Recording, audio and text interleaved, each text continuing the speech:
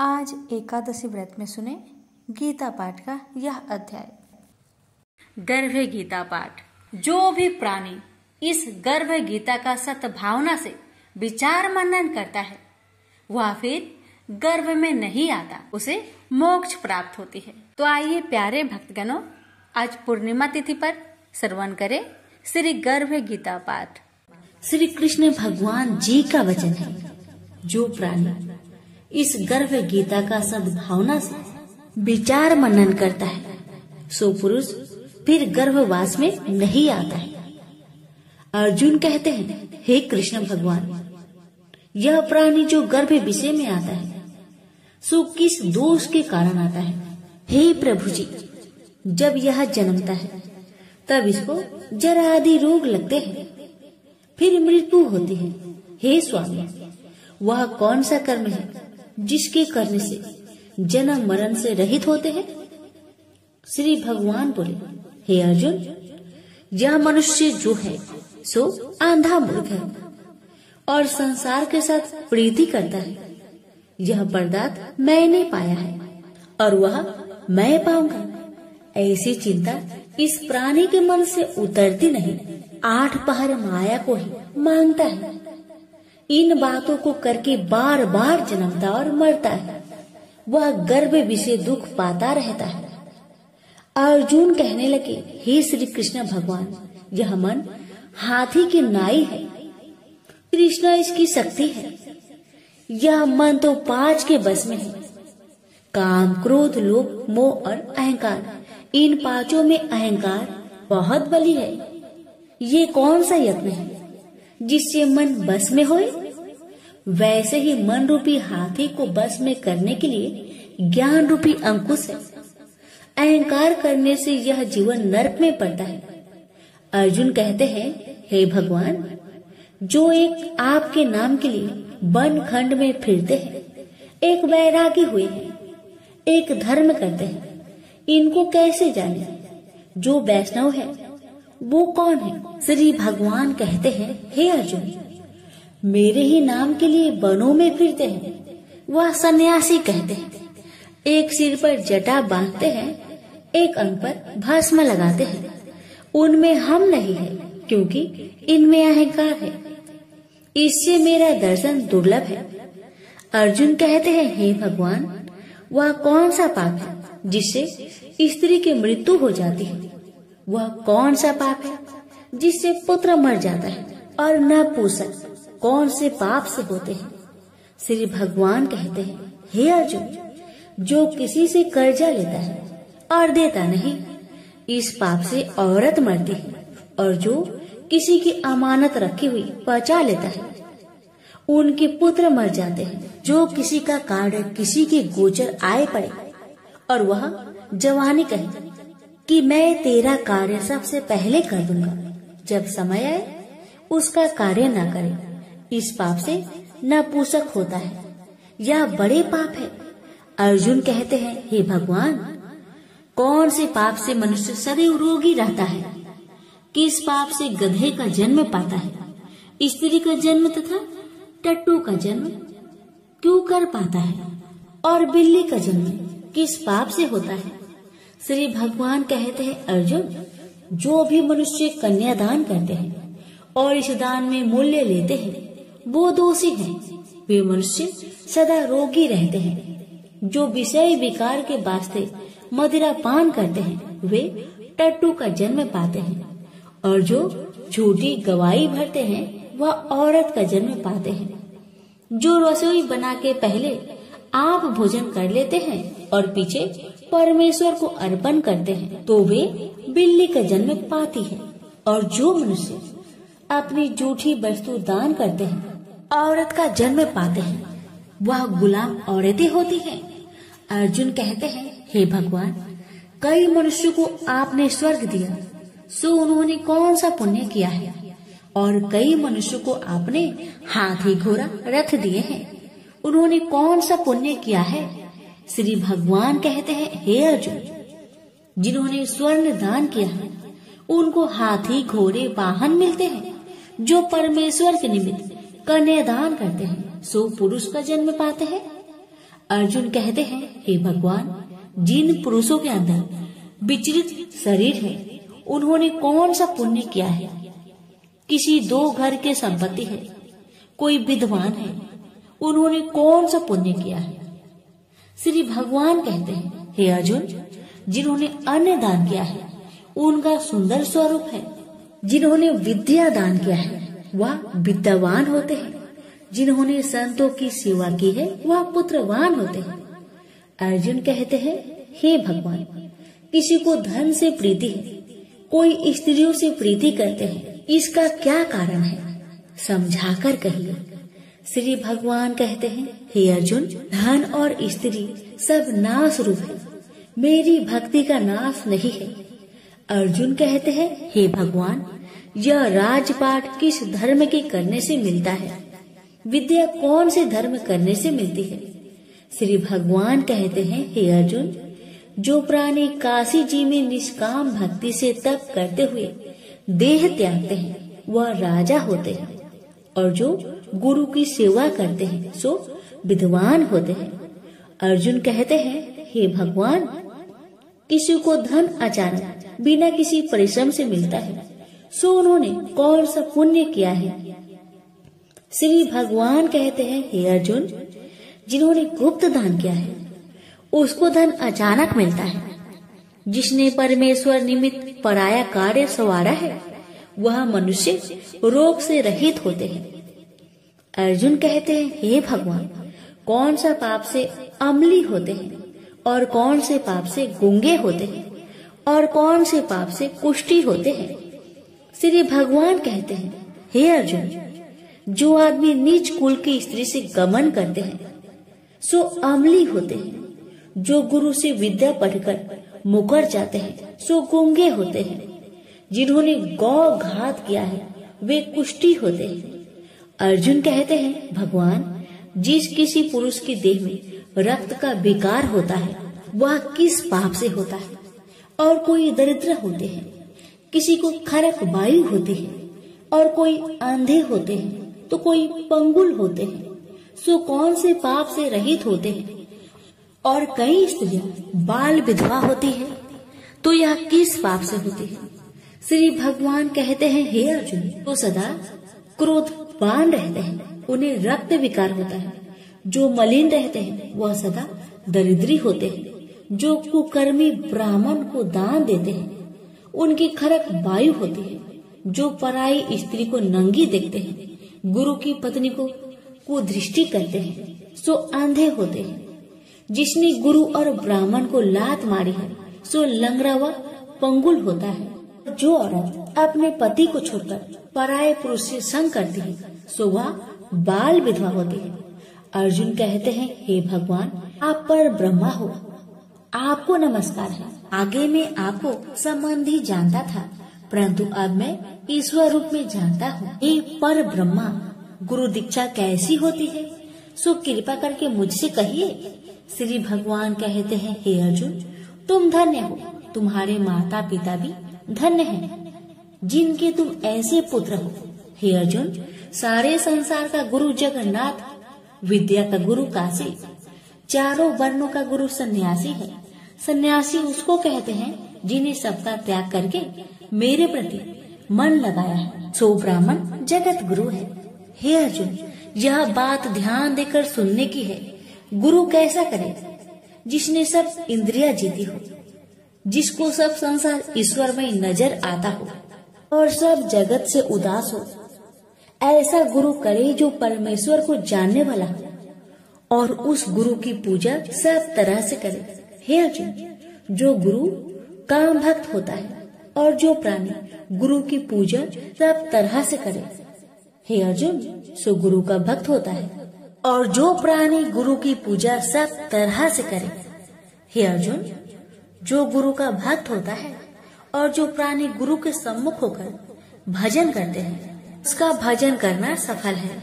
जो गुरु से विमुख है उनको सप्त ग्राम मारे का पाप है। गुरु से विमुख प्राणी दर्शन करने योग्य नहीं होते। जो गृहस्थी संसार में गुरु के बिना है चांडाल के समान है। जिस तरह मदिरा का भंडार हो उसमें जो गंगा जल है सो अपवित्र है। इसी तरह गुरु से विमुख का भजन सदा अपवित्र होता है। उसके हाथ का देवता भी नहीं लेते, उसके सब कर्म निष्फल है। कुकर, सुकर, गंधर्व, काक, ये सब की सब योनि में बड़ी खोटी योनि है। सबसे यह मनुष्य खोटा है जो गुरु नहीं करता। गुरु बिना गति नहीं होती, यह अवश्य नरक को जाएगा। गुरु दीक्षा बिना प्राणी के सब कर्म निष्फल होते हैं। हे अर्जुन, जैसे चारों वर्णों को मेरी भक्ति करना योग है, तैसे गुरु धार के गुरु की भक्ति करना योग है। जैसे गंगा नदियों में उत्तम है, सब व्रतों में एकादशी का व्रत श्रेष्ठ है, वैसे हे अर्जुन शुभ कर्मों में गुरु सेवा उत्तम है। गुरु दीक्षा बिना प्राणी पशु योनि को पाता है। जो धर्म भी करता है सो पशु योनि में फल भोगता है, 84 योनियों में भ्रमता रहता है। अर्जुन कहते हैं, हे श्री कृष्ण, भगवान गुरु दीक्षा क्या वस्तु है? भगवान कहते हैं, अर्जुन धन्य जन्म है तेरा जिसने यह प्रश्न किया है। तू धन्य है। गुरु दीक्षा के 2 अक्षर हैं, हरिओम। इन अक्षरों को गुरु कहता है। यह चारों वर्णों को अपना श्रेष्ठ है। हे अर्जुन, जो गुरु की सेवा करता है उस पर मेरी प्रसन्नता है। वह 84 से छूट जाएगा, जन्म मरण से रहित हो, नरक नहीं भोगता। गुरु की सेवा करता है उसको कई अश्वमेध यज्ञ के पुण्य का फल मिलता है। गुरु की सेवा मेरी सेवा है। हे अर्जुन, हमारे तुम्हारे संवाद जो पढ़ेंगे सो गर्भ के दुख से बचेंगे, 84 कट जाएगी। इसी से इस पाठ का नाम गर्भ गीता है। श्री कृष्ण भगवान जी के मुख से अर्जुन ने श्रवण की है। गुरु दीक्षा लेना उत्तम कर्म है। उसका फल है कि नरक से वह 84 से जीव बचा रहता है। भगवान बहुत प्रसन्न होते हैं। प्रेम से बोले श्री कृष्ण भगवान की जय। श्री कृष्ण भगवान बोले, हे पार्थ, जो मुझ में मन लगाकर मेरे में ही आश्रय लेकर योग अभ्यास करते हुए मेरे स्वरूप का संचय रहित पूर्ण ज्ञान प्राप्त होगा, सो सुनो, विज्ञान के सहित वह पूर्ण ज्ञान में तुम्हें सुनाता हूँ, जिसके जानने से तुमको इस लोक में और कुछ जानना शेष न रहेगा। सहस्त्रों मनुष्य में से कोई एक सिद्धि प्राप्त के लिए यत्न करता है। उन यत्न करने वाले सिद्धों में से कोई बिरला ही मुझे ठीक जान पड़ता है। पृथ्वी, जल, अग्नि, वायु, आकाश, मन, बुद्धि और अहंकार, यह 8 प्रकार की मेरी प्रकृति माया है। इस प्रकृति को अपरा, अचेतन अर्थात जड़ कहते हैं। और हे महाबाहो, इससे दूसरी प्रकृति चेतन है, जिसने संपूर्ण जगत धारण किया है। इन्हीं प्रकृतियों से सब प्राणी मात्र उत्पन्न होते हैं। ऐसा जानो, यह प्रकृतियां हमसे ही उत्पन्न हुई है। इस तरह सब जगत की उत्पत्ति और प्रलय का कारण मैं ही हूँ। हे धनंजय, जिस प्रकार धागे में मणि पिराई जाती है, उसी भांति यह सब संसार मुझसे परे और कुछ भी नहीं। हे कुंती पुत्र, जल में रस में मैं ही हूँ, चंद्रमा और सूर्य में प्रकाश में मैं ही हूँ, सब वेदों का सार मैं ही हूँ, आकाश में शब्द तथा पुरुष में पौरुष मैं ही हूँ। हे अर्जुन, पृथ्वी में सुगंध तथा अग्नि में तेज रूप मैं ही हूँ, सब प्राणियों में जीवन और तपस्वियों का तप मैं ही हूँ। हे पार्थ, समस्त प्राणियों में सनातन बीज रूप मुझको ही जानना, बुद्धिमानों में बुद्धि स्वरूप और तेजस्वियों में तेज मैं ही हूँ। हे अर्जुन, काम और रोग रहित बलवान पुरुषों में धर्म के विरुद्ध न जानने वाला कर्म मैं ही हूँ। जितने भी स्वास्तिक, राजस, तामस पदार्थ है, वे सब मुझसे ही उत्पन्न है। परंतु उनमें मैं नहीं रहता। ये सब मुझ में है, सत्व रज तम। इन तीनों गुणों के प्रभाव से यह सारा जगत मोहित हो रहा है। इस कारण यह मेरी गुणमयी और दिव्यमयी माया अति दुस्तर है। जो मुझको अनन्य भाव से भजते हैं वे इस माया को पार कर जाते हैं। हे भारत श्रेष्ठ अर्जुन, 4 प्रकार के जीव मुझको भजते हैं। दुखिया, जिज्ञासु, ऐश्वर्य की कामना करने वाले और ज्ञानी, जिनमें मुझे सदा एकाग्रचित और केवल मेरी भक्ति करने वाले, और ज्ञानी जिनमें मुझे सदा एकाग्रचित और केवल मेरी भक्ति करने वाले ज्ञानी पुरुष श्रेष्ठ है, क्योंकि मैं ज्ञानी को अत्यंत प्रिय हूँ और वह मुझको प्रिय है। यद्यपि ये सभी भक्त श्रेष्ठ है, तथापि ज्ञानी तो मेरी आत्मा ही है, क्योंकि वह मुझ में ही मन लगाकर मुझको ही सर्वोत्तम गति मान मेरा ही आश्रय ग्रहण करता है। वह ज्ञानी अनेक जन्मों के बाद मुझे पा लेता है। ऐसा महात्मा अति दुर्लभ है, जो सब जगत को वासुदेवमय समझे। हे अर्जुन, जो भक्त श्रद्धा पूर्वक जिस जिस देवता का पूजन करना चाहते हैं, उन पुरुषों की उस श्रद्धा को मैं दृढ़ कर देता हूँ। यह उस श्रद्धा से मुक्त होकर उस देवता की आराधना करता है, फिर उसको मेरे ही रचे हुए काम का फल प्राप्त होते हैं। परंतु उन अल्प बुद्धि वालों का फल नाशवान है। देवताओं की आराधना करने वाले देवताओं को मिलते हैं और अव्यय, अविनाशी, अच्युत्यम स्वरूप को न जानकर मंद बुद्धि लोग मुझे अव्यक्त को व्यक्त मानते हैं। मैं योग माया से आच्छादित होने के कारण सबको नहीं दिखता, उसी से मूर्ख लोग अनादि तथा अविनाशी मुझको नहीं जानते।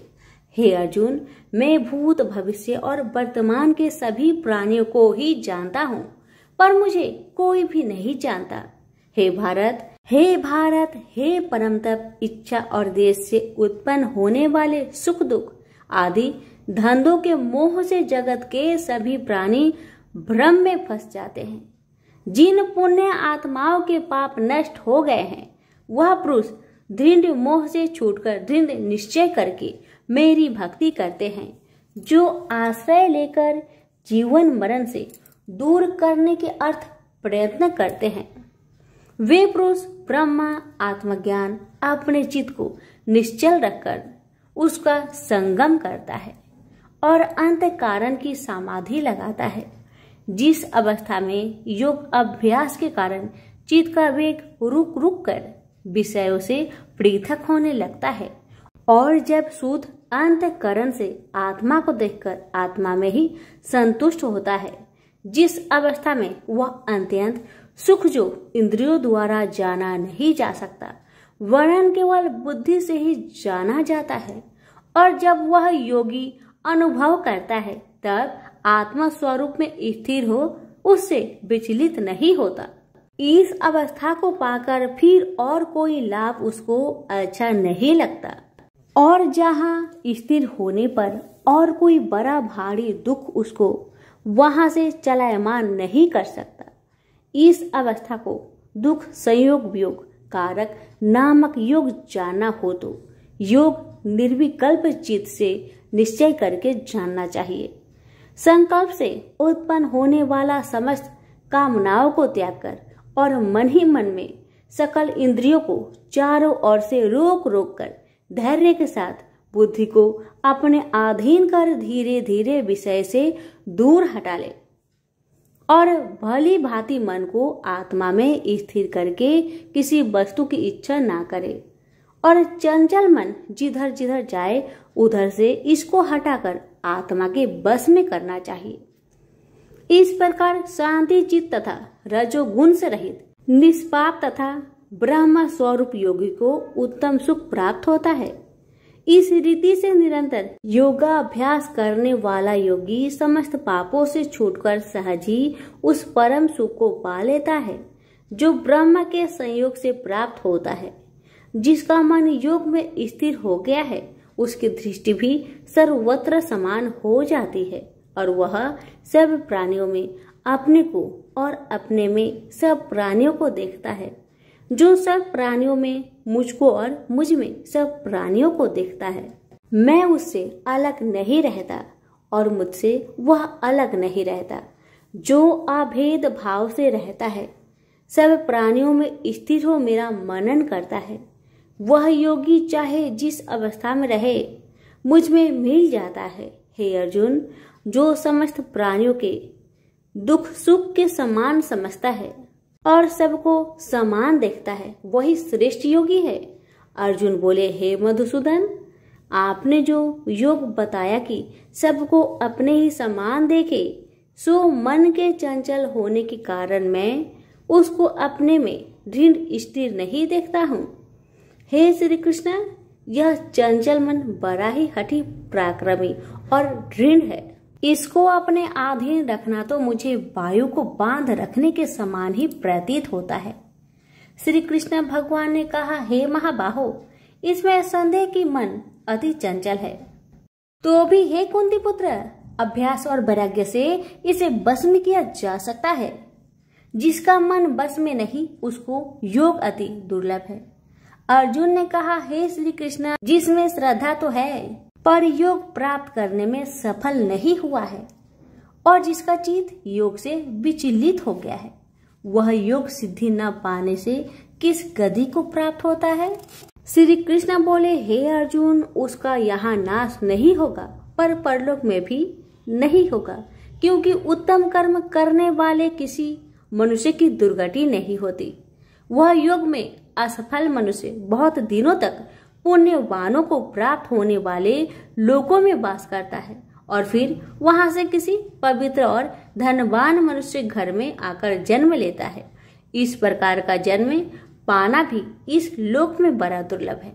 हे कुरुनंदन, यह योगियों के बस में जन्म लेकर पूर्व जन्म की बुद्धि संस्कार अर्थात आत्मज्ञान को पाता है और उससे अधिक सिद्धि के लिए यत्न करता हूँ। पूर्व जन्म में किए योग अभ्यास के बल में अनेक विघ्नों को पड़ने पर भी यह मोक्ष को प्राप्त होता है। योग की केवल इच्छा ही हो तो पुरुष शब्द ब्रह्म के परे जा पहुंचता है। जो बड़े परिश्रम और यत्न से योग अभ्यास करता है वह पापों से छूट मोक्ष को पाता है।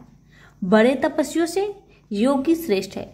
जो शुद्ध होकर अनेक जन्मों में परिश्रम करके सफल होता है और ज्ञानियों से भी योगी श्रेष्ठ है।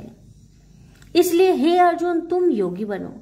केवल मुझ में ही मन लगाकर योग प्राप्ति के लिए जो मेरा भजन करता है उसको समस्त योगियों के मध्य से मैंने अत्यंत श्रेष्ठ माना है। प्रेम से बोलिए श्री कृष्ण भगवान की जय। आप सुनिए श्रीमद् भगवत गीता पाठ अध्याय 7 की महात्म्य। भगवान शिव कहते हैं, हे पार्वती, अब मैं 7वें अध्याय का महात्म्य बतलाता हूँ, जिसे सुनकर कानों में अमृत राशि भर जाती है। पाटलिपुत्र नामक एक दुर्गम नगर है जिसका गोपुर बहुत ही ऊंचा है। उस नगर में शंकुकर्ण नामक एक ब्राह्मण रहता था। उसने वेश्यावृत्ति का आश्रय लेकर बहुत धन कमाया, किंतु ना तो कभी पितरों का तर्पण किया और न देवताओं का पूजन ही। वह धनोपार्जन में तत्पर होकर राजाओं को ही भोज दिया करता था। एक समय की बात है, उस ब्राह्मण ने अपना चौथा विवाह करने के लिए पुत्र और बंधुओं के साथ यात्रा की। मार्ग में आधी रात के समय जब वह सो रहा था, तब एक सर्प ने कहीं से आकर उसकी बाह में काट लिया। उसके काटते ही ऐसी अवस्था हो गई कि मणि, मंत्र और औषधि आदि से भी उसके शरीर की रक्षा असाध्य जान पड़ी। तत्पश्चात कुछ ही क्षणों में उसके प्राण पेखरू उड़ गए। वह प्रेत बना। फिर बहुत समय के बाद वह प्रेत सर्प योनि में उत्पन्न हुआ। उसका बीत धन की वासना में बंधा था। उसने पूर्व वृत्तांत को स्मरण करके सोचा, मैंने घर के बाहर करोड़ों की संख्या में अपना जो धन गार रखा है, उससे इन पुत्रों को वंचित करके स्वयं ही उसकी रक्षा करूंगा।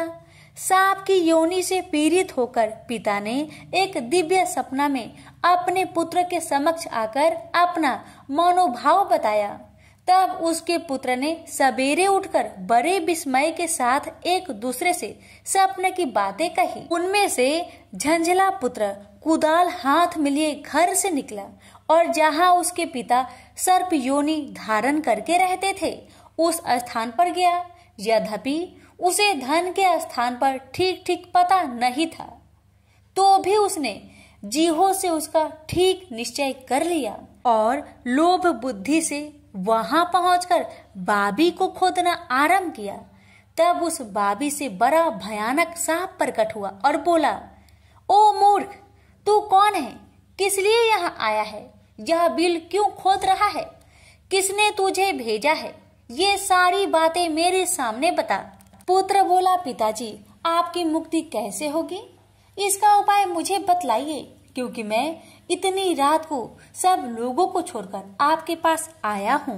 पिता बोले, बेटा, गीता के अमृतमय 7वें अध्याय को छोड़कर मुझे मुक्त करने में तीर्थ, दान, तप और यज्ञ भी सर्वथा समर्थ नहीं है। केवल गीता का 7वां अध्याय ही प्राणियों के जरा मृत्यु आदि दुखों को दूर करने वाला है। पुत्र, मेरे श्राद्ध के दिन गीता के 7वें अध्याय का पाठ करने वाले ब्राह्मण को श्रद्धा पूर्वक भोजन कराओ। इससे निसंदेह मेरी मुक्ति हो जाएगी। बस अपनी शक्ति के अनुसार पूर्ण श्रद्धा के साथ निर्वर्षी और वेद विद्या में प्रवीण अन्य प्राणी को भी भोजन कराना। सर्प योनि में पड़े हुए पिता के यह वचन सुनकर सभी पुत्र ने उनकी आज्ञा अनुसार तथा उससे भी अधिक किया। अब शंकुकर ने अपने सर्प शरीर को त्याग कर दिव्य देह धारण किया और सारा धन पुत्रों के अधीन कर दिया। पिता ने करोड़ों की संख्या में जो धन उनमें बांट दिया था, उससे वे पुत्र बहुत प्रसन्न हुए। उनकी बुद्धि धर्म में लगने लगी थी, इसलिए उन्होंने बावली, कुआं, पोखरा, यज्ञ तथा देव मंदिर के लिए उस धन का उपयोग किया और अन्य शाला भी बनवाए। तत्पश्चात 7वें अध्याय का सदा जप करते हुए उन्होंने मोक्ष प्राप्त किया। हे पार्वती, यह तुम्हें 7वां अध्याय का महात्म्य बतलाया, जिसके श्रवण मात्र से मानव सब पातकों से मुक्त हो जाता है। प्रेम से बोलिए उमापति शंकर भगवान की जय। वीडियो को लाइक शेयर करना ना भूले। धन्यवाद।